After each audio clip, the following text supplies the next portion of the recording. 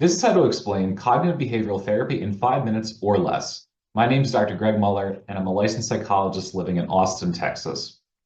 This is a triangle, and we're talking about CBT. CBT is cognitive behavioral therapy, which looks at how what we feel, think, and do are related to one another. And it's also important to point out that this occurs inside of a body. Now, we're going to think about this pattern as it first relates to positive experiences, things like playing video games, playing sports, or maybe spending time with your family. So when you're engaged with these activity or interacting with these people, maybe you feel positive internal experiences like happiness, excitement, or some other emotion. And you might be thinking of something like, this is great, I'm so happy I'm engaged in this activity, and you will continue to do that activity. And so this is a positive feedback loop that falls back on itself because the next time you think about playing video games, interacting with your family, or doing sports, you're more likely to have that positive internal experience, have those positive thoughts, and do that activity. And it starts to form what we might think of as a circle of behavior that feedbacks on itself.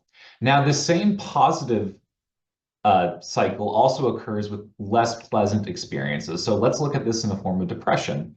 So when people are depressed, they feel things like sadness, fatigue, they're not very motivated. They might be thinking about something like nothing really matters, why bother? And they do certain behaviors like staying in bed all day, avoiding other people, and not getting anything done. And as with positive experiences, this feedbacks on itself because the next time, let's say you spend all day in bed, you wake up and you go, oh my God, I didn't get anything done. I feel even more sad, more tired, more unmotivated. You're really thinking about how nothing matters. And then we see a similar feedback loop.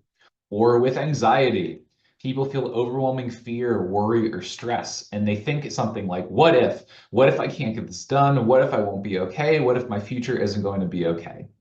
And so they do things like avoiding tasks, engaging in perfectionistic behaviors, or trying to use what we would refer to as emotional control strategies.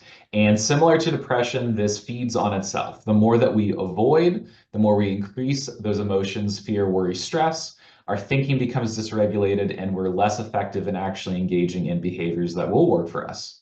Now, it's important to point out that we can't always control what we feel. Sometimes our emotional experience is outside of our immediate control, and we can't always control what we think. Sometimes thoughts are going to pop up in our head. The more that we try and push away those thoughts, the more they cling to us. But we have a lot more say about what we can do, even if those behaviors are challenging. And so this is where a lot of cognitive behavioral therapy interventions attempt to take place at the level of doing.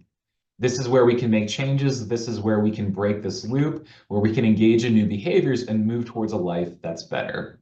Oftentimes you hear people refer to therapy as talk therapy. CBT is not talk therapy. CBT is do therapy, doing things in a new way to move you towards a better life. I hope you've enjoyed this video. If you want to learn more about my content, you can go to my website where I have free resources, or you can visit my YouTube channel. I plan to be releasing more content moving forward into the future. Thank you for your time and attention, and have a great day.